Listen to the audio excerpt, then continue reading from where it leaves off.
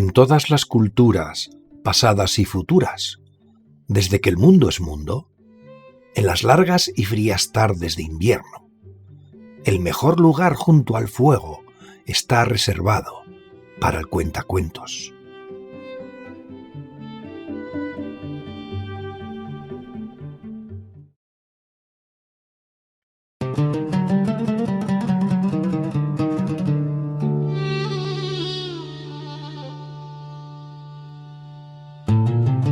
Me llamo Abdul ibn Masud Abdallah. Mi apellido significa el sirviente de Dios y, en efecto, he sido fiel al Corán y amo a mi Dios.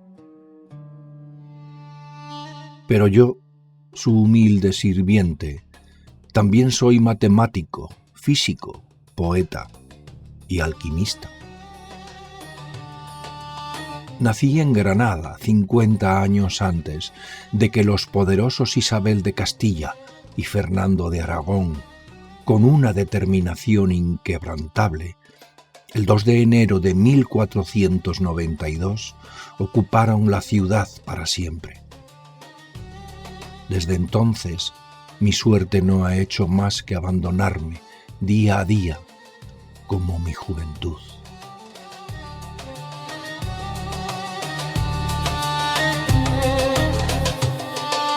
Comprendiendo las implicaciones que la reconquista iba a tener para mi pueblo, que las cosas iban a ponerse cada vez más difíciles para mi raza, decidí reunir las pocas cosas de valor que me permitieron los cristianos, y con lágrimas en mis ojos, y junto a mi hija Fátima, embarcamos rumbo a Damasco, la tierra originaria de mis abuelos, para iniciar una nueva vida.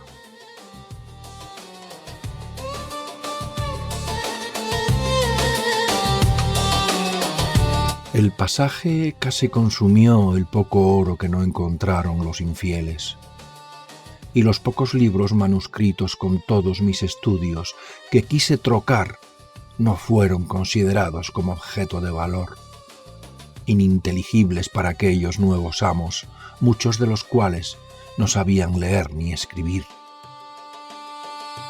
Ahora, después de meses, doy gracias a Dios de que fuesen desestimados como moneda de cambio, porque han servido para, entre otras cosas, hacer prevalecer la justicia y el honor de mi apellido y la honra de mi hija.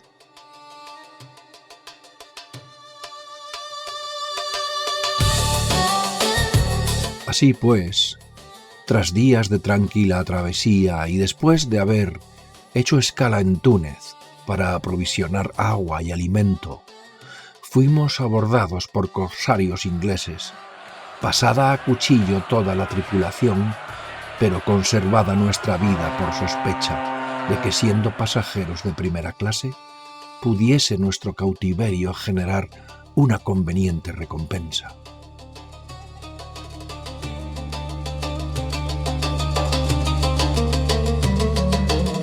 Y así, con las bodegas del corsario cargadas con nuevas riquezas y rehenes, el capitán Hopkins mandó poner rumbo a Inglaterra, evitando rutas comerciales, atravesando el estrecho de Hércules con ayuda del manto de la noche, navegando con bandera de conveniencia y con más suerte que pericia, alejados de la costa portuguesa y ayudados por muy buenos vientos. Llegamos al puerto de Londres después de semanas de travesía.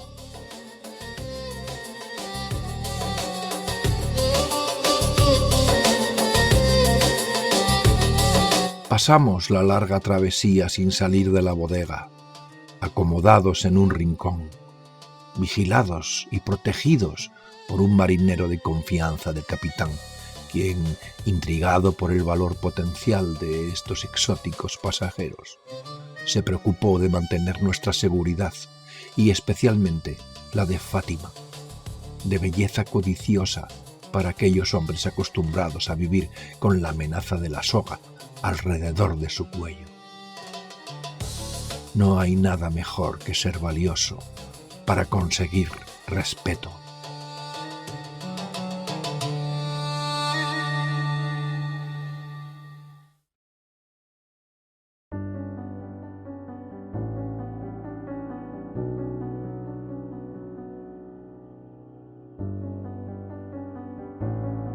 Llegamos a Londres, entrada la noche, protegidos por una niebla opaca, espesa y húmeda.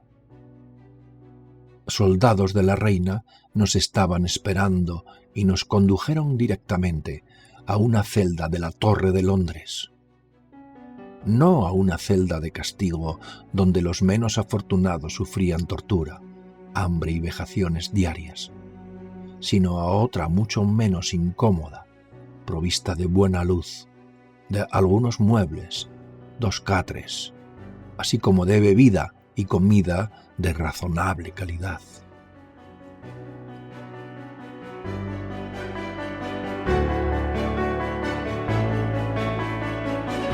Tras haber obtenido todas las referencias necesarias para negociar nuestro rescate, una mañana un funcionario real nos comunicó que nadie de nuestra familia podía reunir una suma apreciable que favoreciese nuestra libertad, y que se había decidido, para menor pérdida, poner la vida y el futuro de mi hija en manos del mejor postor en el mercado de esclavos, y a mí se me trasladaría a otra estancia menos cómoda hasta el fin de mis días, pues nada era mi valor.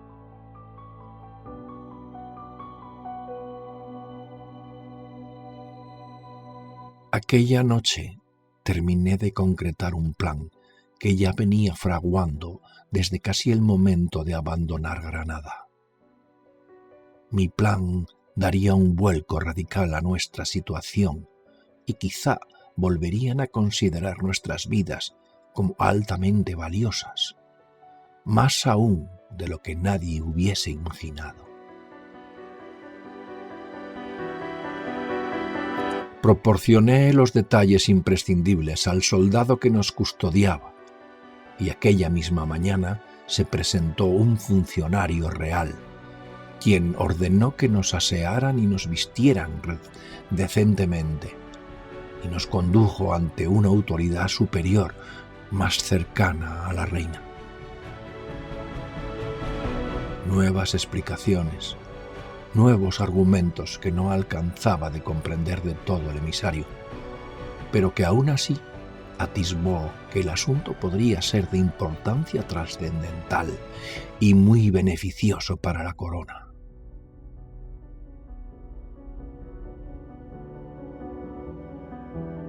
En cuestión de días, se organizó un comité compuesto por altos representantes del Consejo Real, por científicos, por asesores económicos. Imaginad. Mis condiciones. La primera, la presencia permanente de mi hija como ayudante garantizaría su seguridad mientras durase nuestra suerte. La segunda, un laboratorio totalmente equipado, provisto de un buen horno de fuelle para garantizar las temperaturas necesarias para la fusión de algunos elementos, retortas de buen vidrio, serpentines de destilación, calderas y todos los reactivos necesarios para el desarrollo del experimento. Por último, mi libro personal de notas, que me fue incautado al entrar en la torre. La propuesta: fabricar la piedra filosofal, que serviría para transmutar cualquier metal en oro y a su vez proporcionar juventud infinita, inmortalidad a su propietario.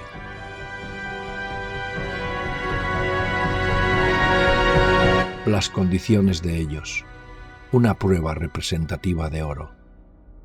El plazo: 1 año. Así empezó el engaño.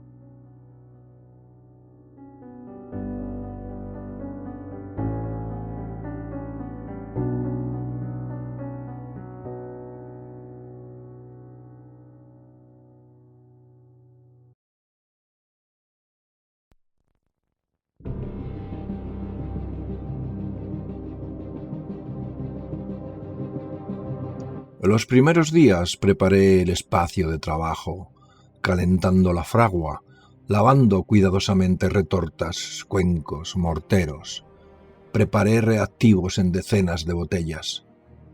Todo nuestro trabajo fue atentamente vigilado desde la discreción de un pequeño ventanuco tras una gruesa puerta de madera. Pequeñas explosiones, fogonazos esporádicos, columnas de humo multicolor se desarrollaron durante 4 meses de frenético trabajo y lancé el primer anzuelo. «Anuncia a tu rey que he conseguido oro». No pasaron más de 30 minutos, que aparecieron 3 médicos reales y con mucho cuchicheo e intrigados se pasaban de mano en mano un crisol chamuscado y sucio, y entre unas cenizas el inconfundible brillo del oro, en poca cantidad y pobre calidad, pero la suficiente para transmitir un fuerte deseo de codicia, de poder. Ya me entendéis los que tenéis anillos en vuestras manos adornando vuestros dedos, los cuellos y orejas de vuestras damas. Sí, el oro produce ese curioso efecto.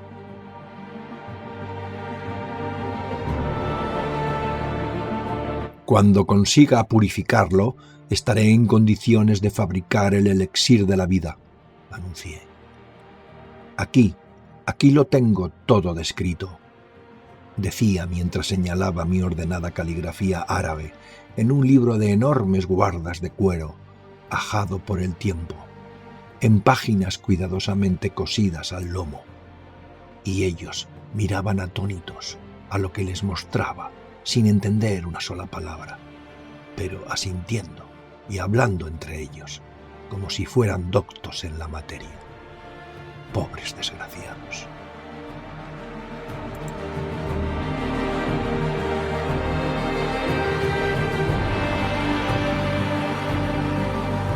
El primer oro sucio y pobre dio lugar durante el paso de los meses a otro oro más noble, que sumergía en vasos finamente adornados, con agua limpia que yo bebía ostentosamente, emitiendo sonidos de placer, como si el agua insípida tuviese el sabor de un néctar de dioses.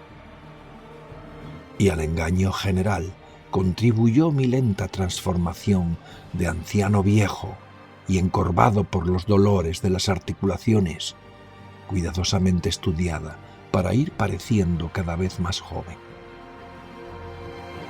Enderecé mi espalda. Hablaba con fuerza y buena entonación. Caminaba con vigor. Peiné mi barba. Prescindí de anteojos y lupas que fingía me ayudaban a leer. El plan lentamente trazado y ejecutado, ensayado con mi hija, que tenía que hacer grandes esfuerzos para disimular su risa, estaba a punto para dar el golpe final.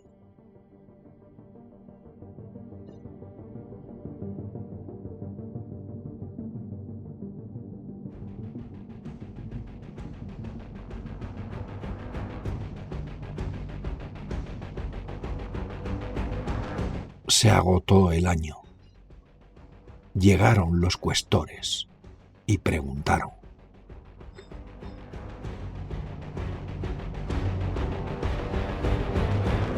«Grandes señores», dije, «estoy en disposición de mostraros el secreto de la transmutación de la materia, de convertir plomo en oro, y os anuncio también que he conseguido filtrar una buena cantidad de elixir de la vida, que proporcionará a quien lo beba una vida larga, sin enfermedad ni dolor». «Demuéstralo», dijo uno de ellos, sin duda el más importante del grupo, extendiéndome unas lascas de plomo en la palma de la mano. «Acercaos, venid», dije caminando hacia la mesa de trabajo. «Ayudadme». Y empecé la pantomima, dándole explicaciones y solicitando su asistencia aquí y allá, implicándole para hacerle sentir importante. Al cabo de unas horas de complicadas operaciones químicas, dejé caer en la palma de su mano unos gramos de oro, sacados de entre las cenizas de los supuestos residuos de la transmutación. Tomad.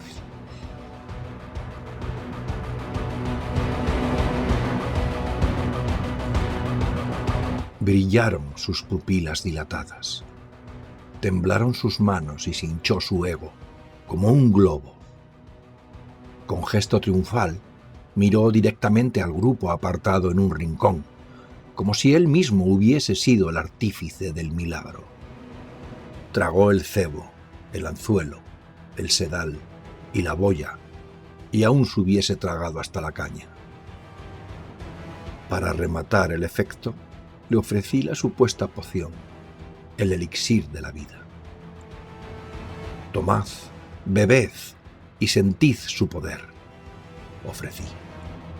Tomó la copa entre sus manos. Su cara brilló con codicia. Pero sabed que reponer cantidad suficiente para vuestro rey me llevará algunos meses más de destilaciones. Dudó, no se atrevió. Su rey lo quería para sí mismo y no hubiese podido justificar más tiempo de espera. ¿Cuánto tardaríais en preparar más oro? Digamos, 1 onza. El mismo tiempo que 1 gramo, respondí con seguridad.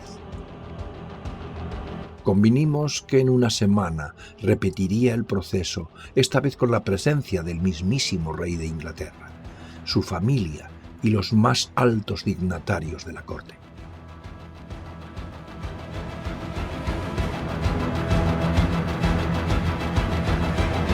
Transmutaremos 1 onza de oro y proveeré al rey del elixir de la vida, que le sanaría en cuestión de horas de los muchos males que padecía. Obesidad, reuma, psoriasis, gota, artritis, sífilis y una lepra incipiente.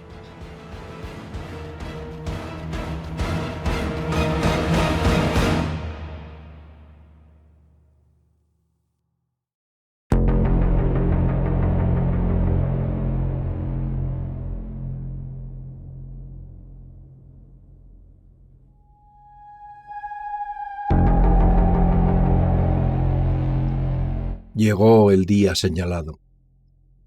A primera hora de la mañana, la fragua a máxima temperatura, bien atendida por un fuelle que mantenía el calor, retortas de obsidiana, mármol, ágata, cargados los reactivos en las retortas.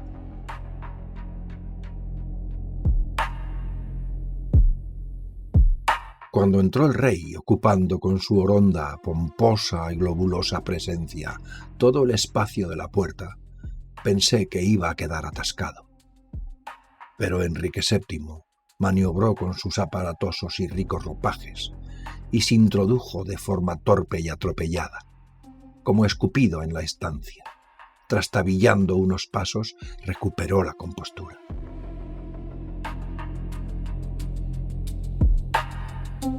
Se hizo el silencio.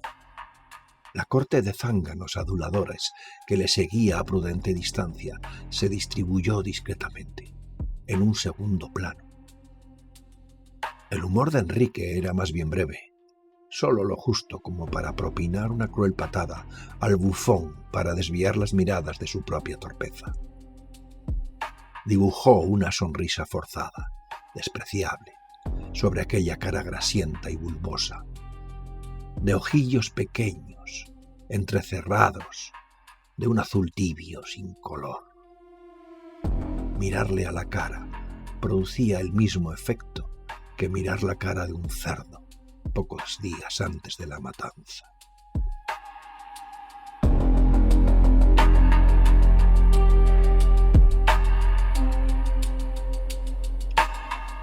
«¡Feliz día, Majestad!», dije cortando el hielo, quitando hierro a la triste entrada y reprimiendo severamente con la mirada a mi hija, que a punto estuvo de estallar de risa.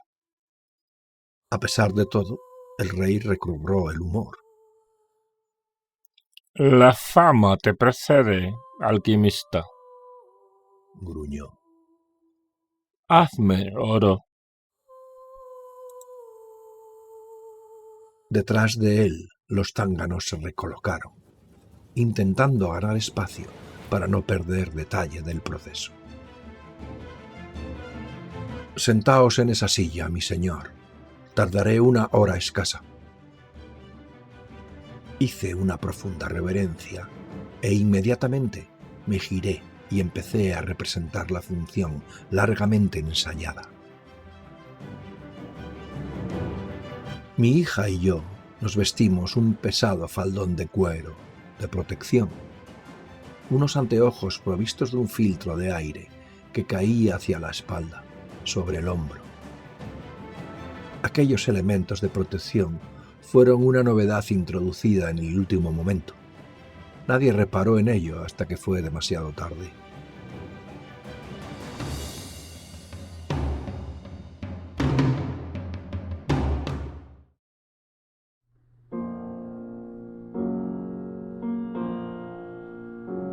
Las explosiones empezaron justo detrás de la fila de cortesanos, que volaron en pedazos entre gritos, sangre, cuerpos desmembrados esparcidos con violencia por la estancia.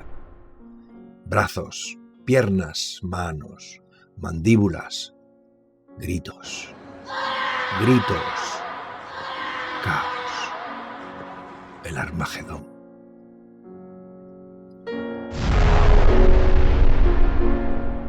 Estalló en 1000 pedazos el horno, y todo el material de vidrio que había en su cercanía se convirtió en mortífera metralla que atravesó a los que aún quedaban en pie, incrustándose en pechos, espaldas, cráneos. Los desguazó casi nuestros pasos en dirección al puerto, en busca del primer barco que zarpase de Inglaterra, a cualquier destino. Pero nuestra fuga es otra historia. Mi hija y yo, acurrucados tras una mesa de madera que volcamos justo en el último segundo. Estaba el rey tratando de incorporarse de su silla cuando se iniciaron varios incendios a su alrededor, alimentados con componentes altamente inflamables que yo había preparado, produciendo un humo espeso, sofocante, asfixiante. El rey empezó a toser y a luchar por un poco de aire, sangrando por la boca, cojeando, con una vara de metal atravesando su pierna. Nos miraba incrédulo.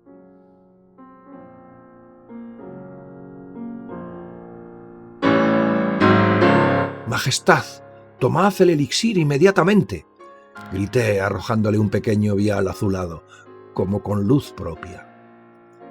Se lanzó sobre el frasquillo desesperado, lo abrió con torpeza, casi derramó el contenido, gracias a Alá, que le infundió agilidad en el último momento.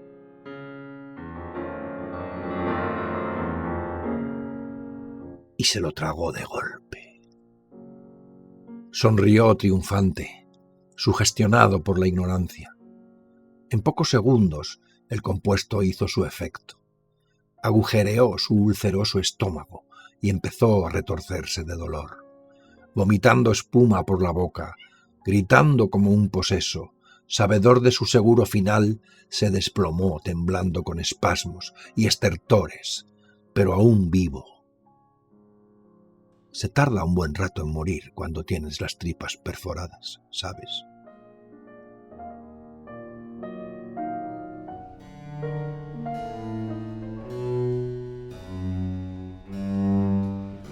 En cuestión de minutos, yo, Abdul ibn Masud Abdalá, había acabado de un plumazo con la dinastía Tudor, dejando Inglaterra sin rey, sin herederos y sin cortesanos.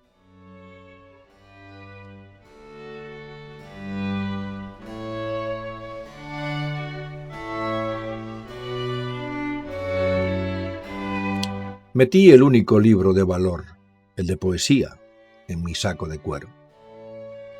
Tomé la mano de mi hija y salimos de la estancia, del palacio, en una cálida mañana de primavera.